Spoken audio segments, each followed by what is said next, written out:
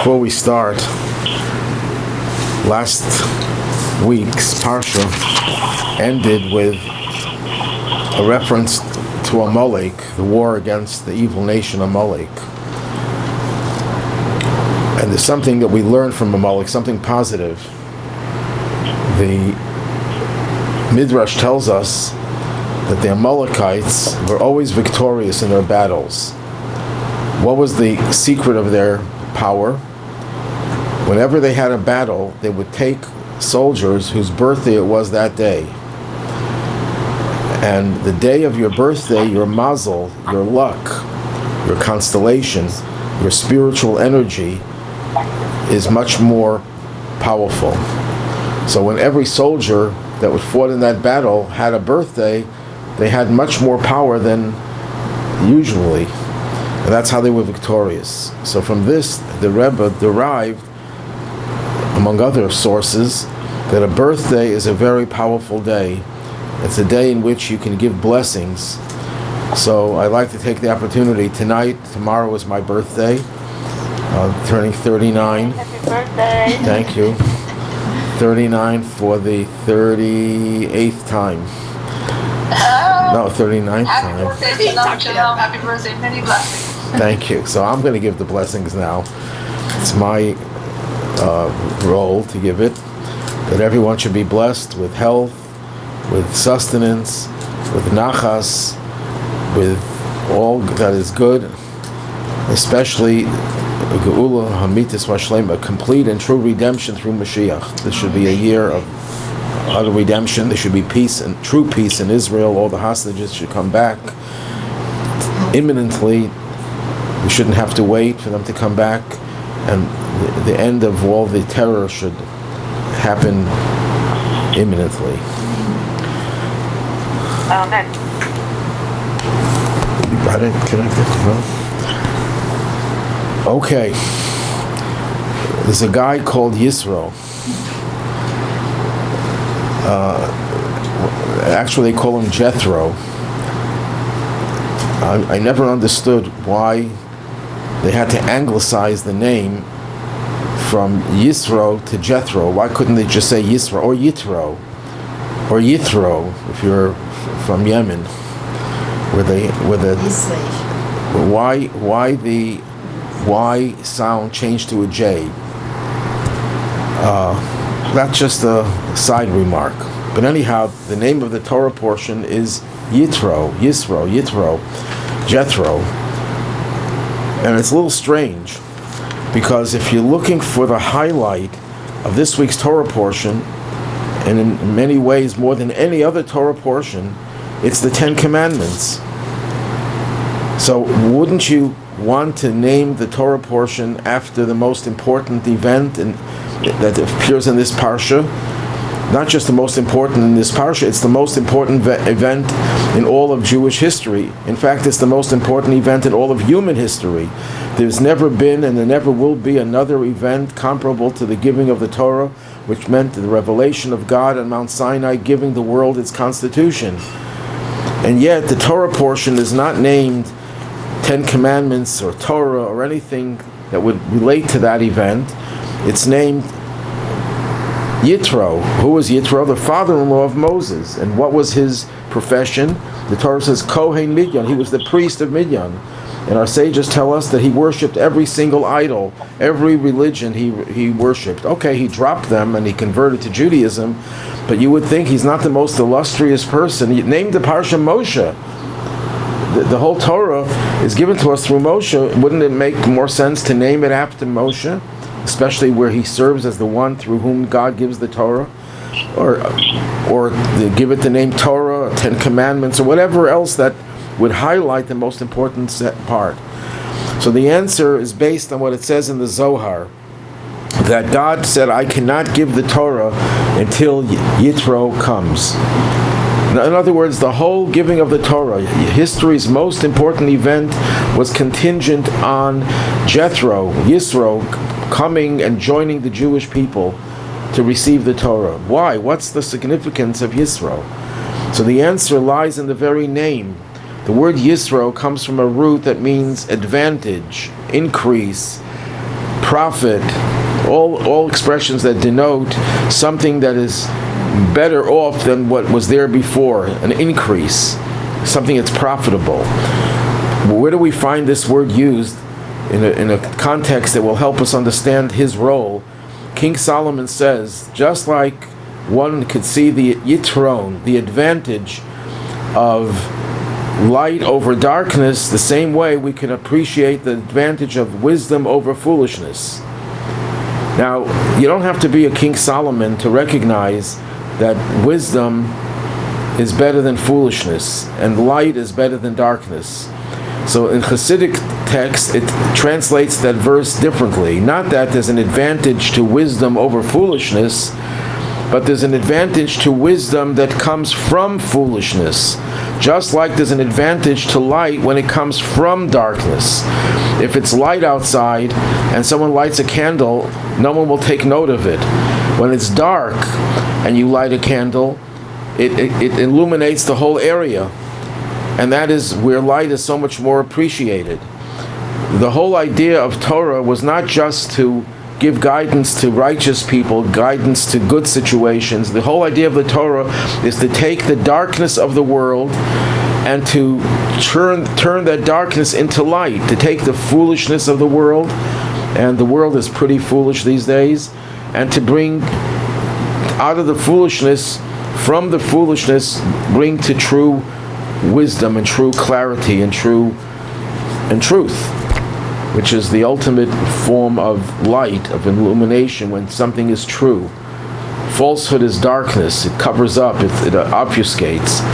Truth is light. It radiates energy, positive energy. So the Torah is trying to tell us by naming this Parsha Yitro, which means the increase, the advantage.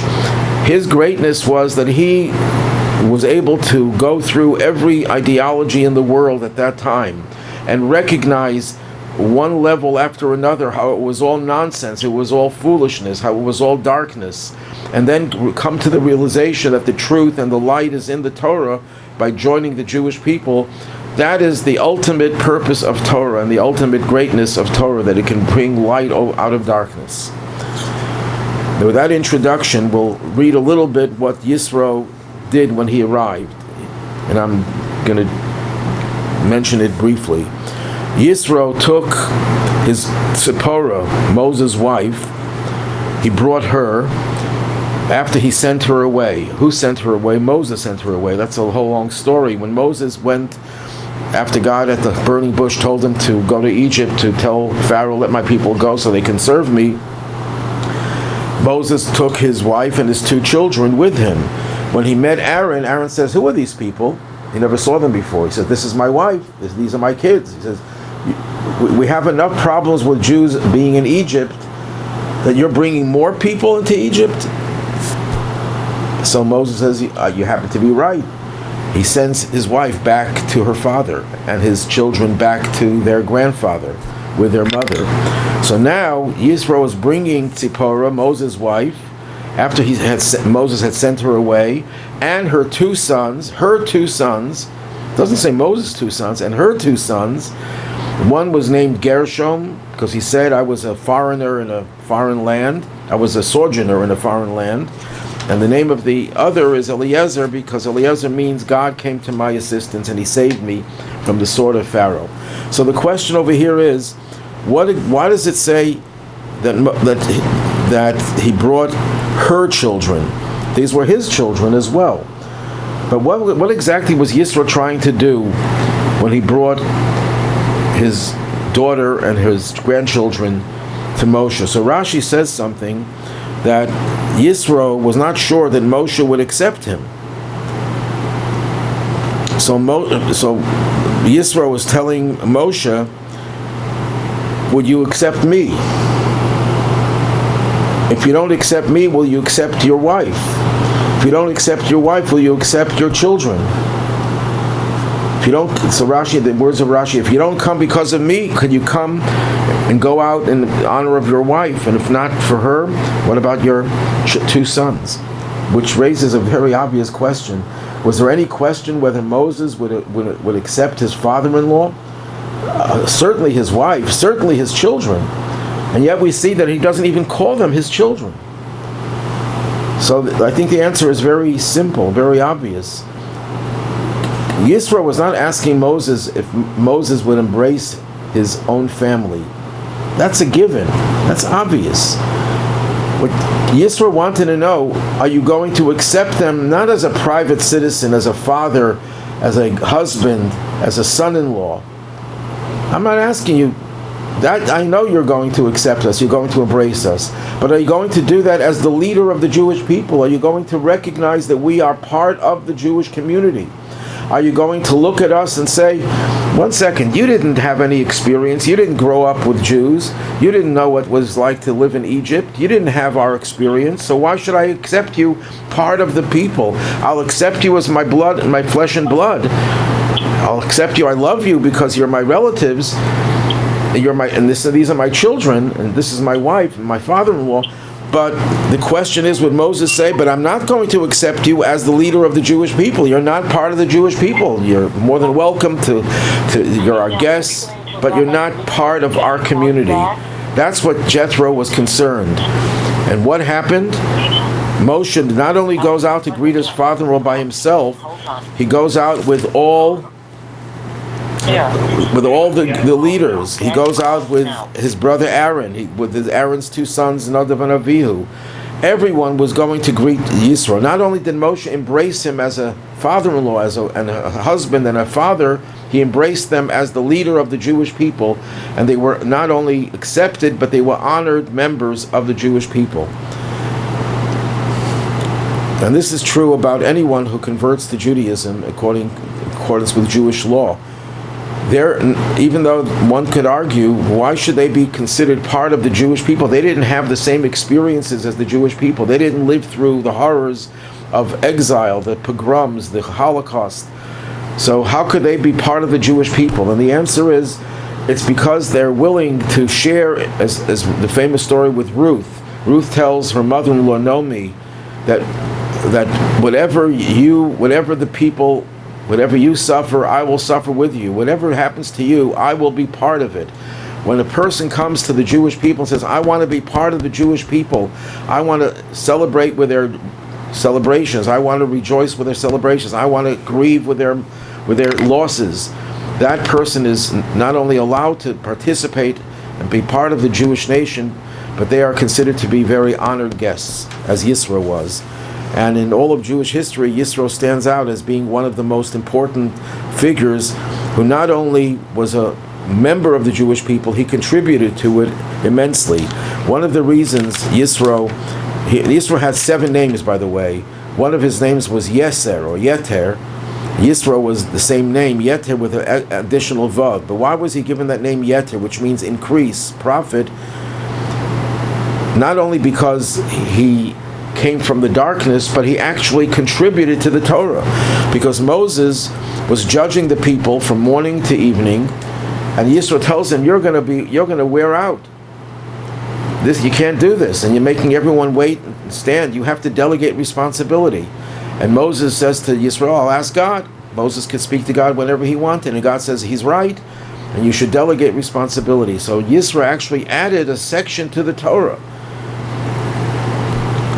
There's no one else who did. Actually, there is one other person who was an evil person, Bilam, who prophesied about the future of the Jewish people. But when we get to Bilam, we'll discuss Bilam. Right now, we're focusing on Yisro.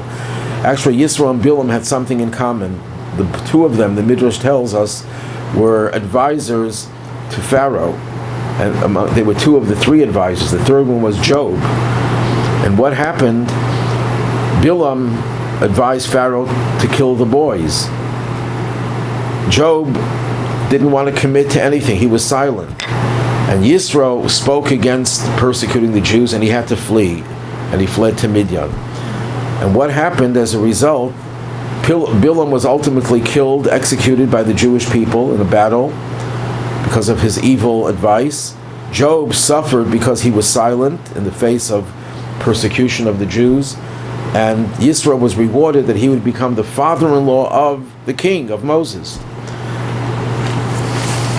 So now let's skip over to the 10 Commandments. And actually, there is no such thing as 10 commandments. It's a misnomer, something I mentioned many times. It's not a sin to call it 10 commandments, but it's not accurate. In the Torah itself, they're referred to as 10 statements. Why not 10 commandments? Because the definition of a commandment is when God says do this or don't do this. How many do's and don'ts are there in this body that they call the 10 commandments? Probably at least 14 commands. Because the second statement, it says don't have any other gods in my presence, don't make any other gods, don't bow down to them, and don't worship them. That's 4 different commandments. Maybe there's even more. So it's really 10 statements, not 10 commandments. Because the truth is, how many commandments are there in the Torah? A total of 613. But there's a body called the 10 statements because these 10 statements are fundamental and they have a special status in Jewish life. But they're not exclusive in terms of commandments because there are 613. And there's even a question, there was once a time, the Talmud relates, that they wanted to include the recitation of the 10 commandments, the 10 statements, in the daily service in the Holy Temple. And they said no, not to include that, incorporate that in the liturgy. Why? Because people will say, heretics will say, there are only 10 statements. The rest of the Torah is irrelevant. So we shouldn't single out one body and to the exclusion of everything else and give it special attention, because that would give people the erroneous belief that there are only 10 statements in the Torah. And there was actually a question when they read the Torah. This week we're going to read this Torah portion. There's some communities where the custom is for everyone to stand up. That's the prevalent custom. And Maimonides was against that, but many others said, no, it's a good idea because the 10 commandments are special. These are the 10 commandments that they heard at Mount Sinai. They didn't hear all the other 603 commandments. That came later. But Maimonides says, no, you shouldn't give it an inordinate attention. So there are 2 different customs. So they tell this humorous anecdote that there was a new rabbi comes to the synagogue and they're reading the 10 commandments and half of the crowd stands up and the other half remains sitting, shouting at the ones who are standing, why are you standing? Sit down. And the ones who are standing are shouting at the ones who are sitting, why are you sitting? Stand up. And the rabbi was like, he didn't know what to do. The whole it's a shouting match, 2 sides shouting against each other. So he decides, you know what I'm going to do? I'm going to go to the retired rabbi, the Rabbi Emeritus, who was there in this shul for decades, and I'm going to ask him what was the custom in the olden days in this synagogue. So I came to him and I said to him, you know what happened in our synagogue? Half of the people were standing, half were sitting, shouting at each other. What was the custom in your days? He says, that was the custom. Half standing, half sitting, shouting, each shouting at the other. That's a humorous remark, but there are different customs. So when we get to the 10 statements, they were given to Moses. They were stated by God at Mount Sinai. 40 days later, Moses comes down with the tablets in which these 10 statements were engraved. So there are 2 different, when we talk about the 10 statements or 10 commandments, we're talking about 2 different situations. There's the vocal, where God spoke these commandments, and there's where God gave them the tablets that had these commandments engraved, etched in the stone. So when they were etched in the stone, there were 2 tablets. Now the 2 tablets were held by Moses side by side. Not one on top of the other, but side by side. So how do we list the 10 commandments? There are 2 ways of doing it. You can do it vertically. You go 1, 2, 3, 4, 5, 6, 7, 8, 9, 10. Or you could go horizontally. 1, 6, 2, 7, 3, 8, 4, 9, 5, 10. You could do it both ways. So let's do it both ways. The first and obvious commandment is God's statement, I am God your God who took you out of the land of Egypt from the house of bondage. Now it's not a statement of command. It's not a command, do this or don't do this. So some say that that's not really a commandment, it's a statement of fact. There's a whole big dispute about that. We'll have to talk about it some other time. But the first thing you have to know is that there is a God who's the authority to give the commandments. The Midrash gives a parable.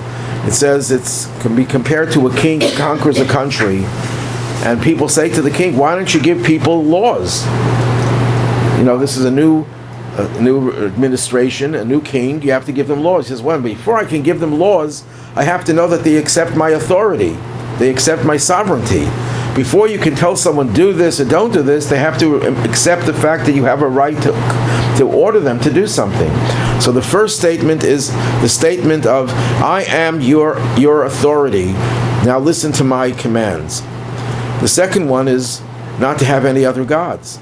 After you believe in a God, you have to recognize that there is no other God. But it's not enough to believe in God and believe that there is no other God. You have to have a sense of respect for God. How do you have respect for God? When you have respect for His name. Don't bear His name in vain. Because when a person takes God's name in vain, it shows he doesn't really respect God. Because the only way we can relate to God is by referring to His name. So if you refer to His name, you have to do it respectfully, and certainly not to use it in vain. And that's why it's so important that people should never say, I swear, especially if they add the words by God. But even without the words by God, that's what an oath really implies. You're invoking God. That's disrespectful. Never use the word, when you want to say something, you want to say how much this is true, people will say, I swear. Don't ever do that. That itself is taking His name in vain. But it's not enough just to respect God. You have to translate that respect in a practical way. How do you do that? By observing the Sabbath. The Sabbath is the day in which you declare to God, you say testimony to God, you are the creator of heaven and earth. But it's not just paying lip service to it, you're living in it by desisting from certain types of work and invoking the holiness of the Sabbath verbally. So that's the next step. And then the next step on the first tablet, and the first tablet are all commandments between man and God. The fifth one is to honor your father and mother, because your father and mother are God's partners. And when you honor one partner, you're vicariously honoring the other partner. When you honor your parents, you're honoring God's partner, so you're honoring God. But it's also connects to the physical world of humanity. It's the bridge between the first tablet and the second tablet. What's the second tablet? Don't commit murder. It doesn't say you shouldn't kill. You have to kill someone in self-defense. There's also death penalty in the Torah. It means you shouldn't commit murder where someone innocent is being killed. The first thing you have to know, that you have to respect the integrity of human life. That's the first commandment dealing with human life. The second one in the second list, commandment number 7, is do not commit adultery. You have to be faithful to your spouse, because a marriage is a union which involves God. God is part of your union. So by being unfaithful to your spouse, you're being unfaithful to God. And it's the next level after killing someone, where you separate their soul from their body. The next worst thing you can do is to be unfaithful. But that's followed by do not commit theft. Now, our sages tell us that in the 10 Commandments, the law against theft is primarily against kidnapping, which is a capital crime in Judaism under certain circumstances. But by extension, it refers to all forms of theft. It means you should respect another person's body and property, followed by don't bear false testimony, where you show how you do not respect the system, the legal system. And the last thing is do not covet. Don't be jealous of what other people have, because as Maimonides says, that when a person is jealous, that'll lead them to steal, and if they can't get what they're looking for peacefully, they'll even use violence and even commit murder. So it's the very last thing. But there's also a horizontal way of looking at it.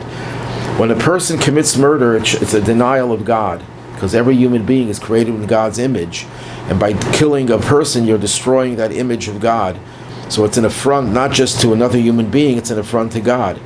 When you commit adultery, that parallels don't have any other gods. You're just like you're unfaithful to God, you're unfaithful to your spouse, which is another form of being unfaithful to God. The next one is do not commit theft or kidnapping. don't disrespect the human being and the human being's property. That parallels with do not bear God's name in vain, which shows an expression of disrespect of you don't give it any weight. You don't give the human being any weight. The one that says you shouldn't bear false testimony corresponds to Shabbos, because Shabbos is when we are witnesses testifying that God is the creator. When you covet someone else's property, that shows you don't respect boundaries.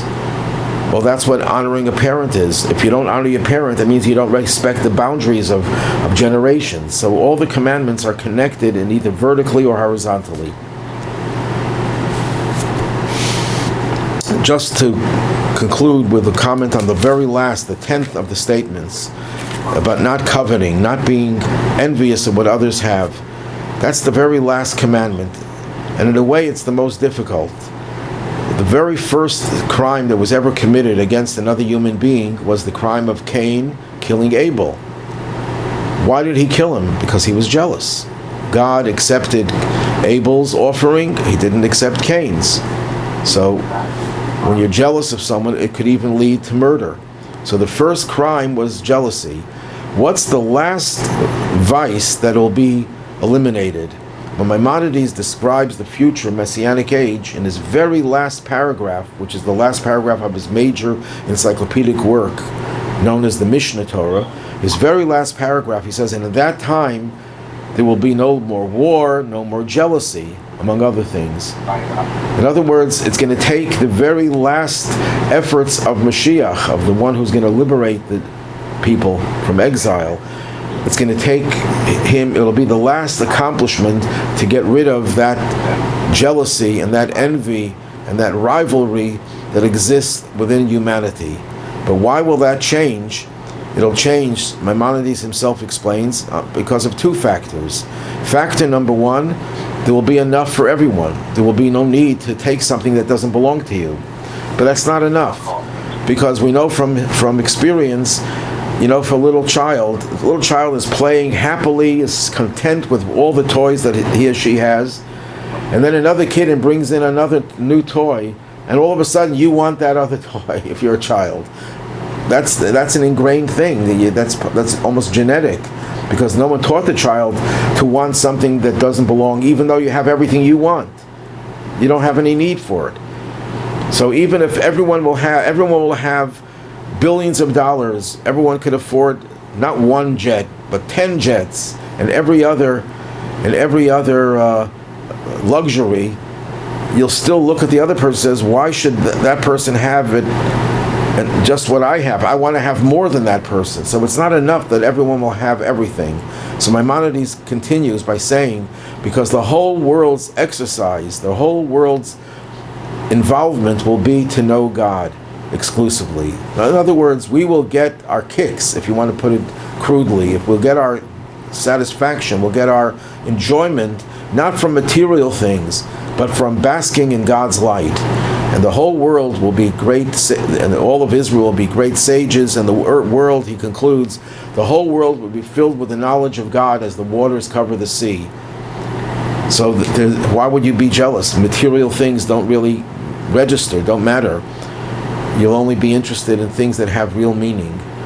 And therefore, that rivalry will be finished. That's why one could explain why it's the last of the 10 statements, because it's the final accomplishment that we get rid of the jealousy. Of course, we can try to get rid of it now as well.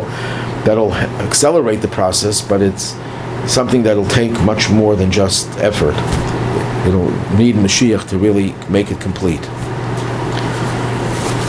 Okay, everyone, again, I'd like to bless everyone with good health and happiness and nachas and peace in the world and peace in Israel in particular, and the ultimate redemption. Thank you. Amen. Thank you, Rabbi. Thank you.